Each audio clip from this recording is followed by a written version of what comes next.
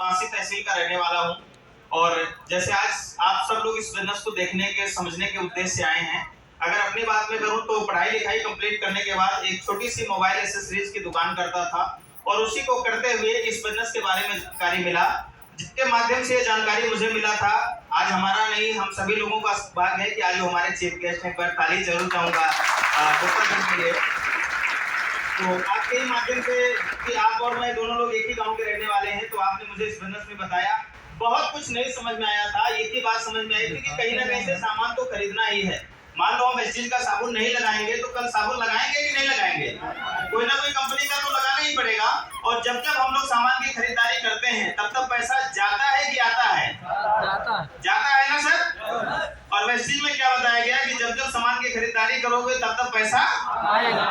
आता है कि नहीं आता है? ओके, तो मुझे बताया गया, इतनी सी बात समझ में आई कि यार पैसा कमाने के लिए तो मैं दुकान कर रहा हूँ, पैसा कमाने के लिए ही तो लोग बंबई दिल्ली जाते हैं, पैसा कमाने के लिए ही तो लोग नौकरी करते हैं। और अगर मुझे घर का सामान बदलने से पैसा कमाने का एक मौका मिलता है तो शायद अच्छी बात होगी। तो इस बिजनेस को मैंने ज्वाइन किया और उसके बाद हमारी मुलाकात हुई लोगो सर से और अमर सर से। एक बार ताली जरूर चाहूंगा आप दोनों लोगों के लिए। तो आप दोनों लोगों से मिलने के बाद थोड़ा सा विश्वास और बढ़ा, क्योंकि लोगो सर की इनकम उस समय 18,000 रुपए महीने की थी और अमर सर की इनकम लगभग 1 लाख रुपए के आसपास। कार भी आप ले चुके थे, तो थोड़ा सा विश्वास और बढ़ा कि हाँ यार, अगर मैं यहाँ से 18,000 रुपए ही कमाना शुरू कर दूं तो भी शायद मेरी जिंदगी के अंदर बदलाव आने शुरू हो जाएंगे। क्योंकि दुकान करके बहुत बड़ी इनकम नहीं आ रही थी, छोटी दुकान थी।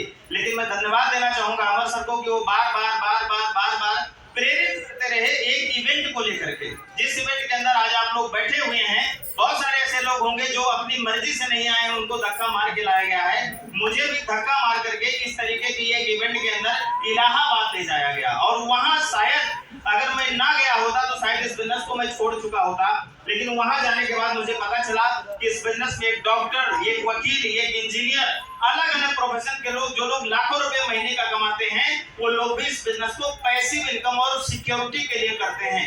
यानी कि कुछ दिन तक अगर हम काम कर देंगे, नहीं भी काम करेंगे तो भी पैसा है, और इस दुनिया से ना रहें, इस दुनिया में ना रहें तो भी पैसा है। सिक्योरिटी पॉइंट ऑफ व्यू से उन सारे लोगों को मैंने देखा तो एक बात समझ में आ गई कि जो आदमी 1 लाख रुपए नौकरी से कमा रहा है, अगर वो इस बिजनेस को कर रहा है तो मुझे करना चाहिए कि नहीं करना चाहिए?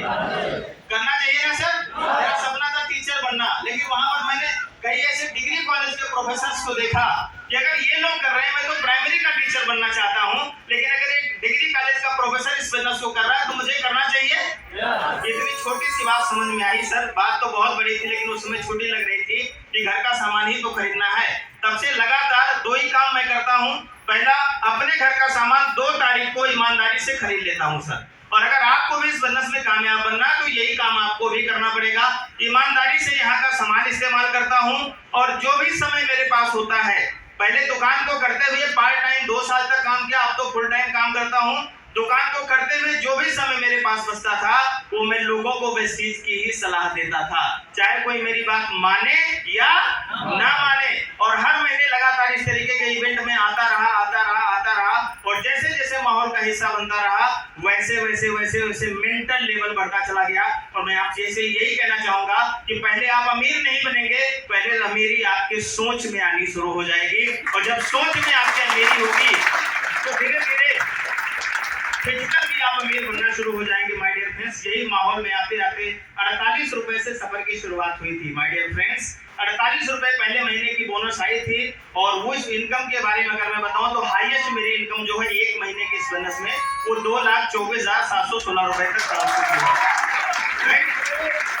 एक पुरानी मोटरसाइकिल हुआ करती थी जिससे जाकर के मैं लोगों को समझाता था कि एक दिन इस चीज में हम लोग कार खरीदेंगे, कार से चलेंगे। बहुत सारे लोग मजाक भी करते थे और जब बहुत सारे लोग मजाक करते थे, नेगेटिव बातें करते थे तो अपना भी मन नेगेटिव हो जाता था, क्योंकि मैं भी तो इंसान ही हूँ। लेकिन मैं आप सबको बताना चाहूंगा कि हो सकता है कभी कभी लोग आपको नेगेटिव करते हो, आपके परिवार के भी लोग नेगेटिव करते हो, यहाँ तक कि आपके पति, आपके पत्नी, ऐसे लोग भी नेगेटिव करते हो। लेकिन ऐसे दौर में सिर्फ एक इंसान आपके कंधे पे हाथ रख के बोलता है कि मैं आपके साथ खड़ा हूँ, मिल करके सफलता हासिल करेंगे, वो आपका अपलाइन होता है।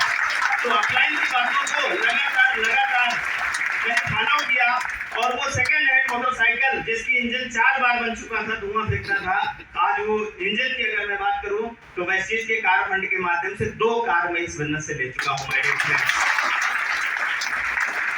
एक सपना हुआ करता था विदेश यात्रा करना। जब सुनते थे कि बहुत सारे लोग गए हैं, हवाई जहाज कैसे होती है, कैसे सपना पूरा होता है, वो सपने वेस्टीज के द्वारा पूरे हुए। आज इस बिजनेस के माध्यम से मैं 3 देश की यात्रा कर चुका हूं माय डियर फ्रेंड्स। और अभी नेक्स्ट ट्रिप जो भी कंपनी जहां भी लेके जाने वाली है फरवरी के अंदर, उसमें मैं जाने के लिए तैयार हूं। तो ये सारे सपने वेस्टीज से पूरे हुए। ना केवल मेरे सपने पूरे हुए, बल्कि जो लोग मेरी बातों को माने आज उनके भी सपने पूरे हुए। और आप सबसे मैं कहना चाहूंगा कि अपने माँ बाप की खुशियों के लिए, अपने बच्चों की खुशियों के लिए, अपने सपनों के लिए और अपने आने वाली पीढ़ियों के लिए इस बिजनेस को हमें आपको करने की जरूरत है। सिर्फ घर का सामान बदलना है, माहौल का हिस्सा बनना है। अपलाइन की बात को भगवान की बात मान करके पालन कर लीजिए। अगले 2 से 3 साल के अंदर आपके भी जीवन के अंदर वो सारे अचीवमेंट हो जाएंगे। Thank you very much. Thank you.